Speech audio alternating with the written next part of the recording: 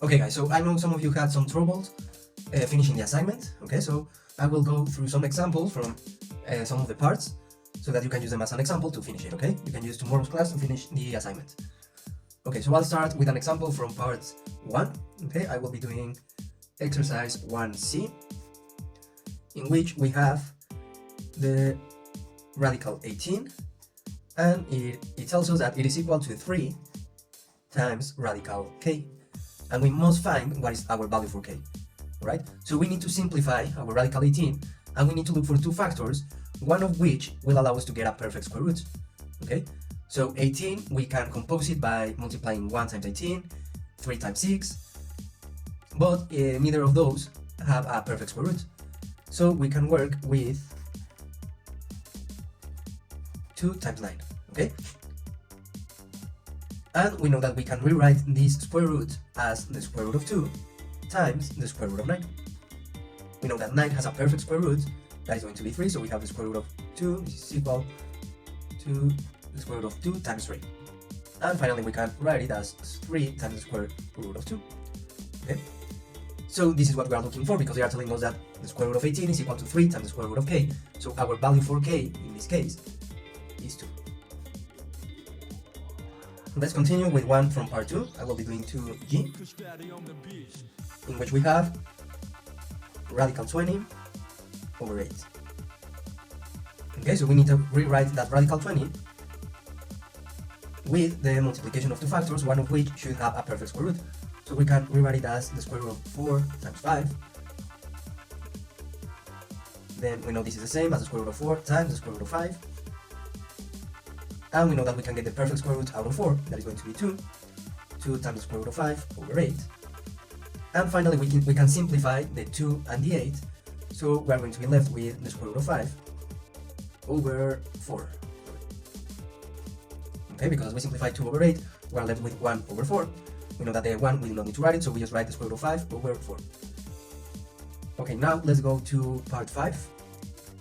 And here I will be doing exercise B, in which we have the square root of 180, okay? So we can rewrite that 180 as the square root of 36 times 5, that is the same as the square root of 36 times the square root of 5. The square root of 36 is 6 times the square root of 5. Okay, and now I will solve one from part 6. I will be doing 6a, in which we have the square root of 98 times the square root of 54. Alright, so in this case we can either simplify each of the parts and then multiply them together, but in this case it's going to be easier to first make the multiplication. Okay, so get one square root out of these two.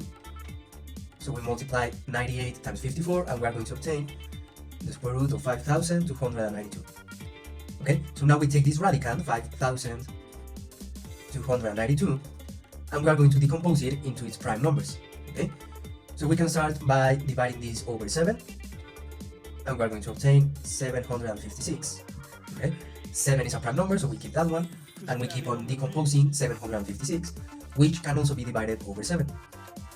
And now the result would be 108. So again, we get 7, another prime number, we keep that one.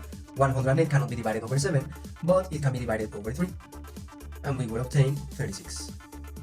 3 is a prime number, so we keep that one. We keep simplifying these parts. 36 can be divided over 3 again, and the result would be 12. 3 is a prime number, we keep that one. 12, we can divide it over 3 again, the result would be 4. And 4 can be broken down into 2 times 2. Alright, so now we are going to divide all of our prime numbers in pairs. Okay, so we have 7 and 7, 3 and 3, and 2 and 2, and we are left with 1 3 that doesn't have a pair. So we can rewrite all of this as the square root of 2 squared times the square root of 3 squared times the square root of 7 squared times the square root of 3, the one that was left alone. And we know that whenever we have a number that is squared as a radicand, that square will be cancelled out with the radical. Okay, so this is going to be equal to 2 times 3 times 7 times the square root of 3. 2 times 3 is 6, 6 times 7 is 42, times the square root of 3. Okay, and that would be our final simplification.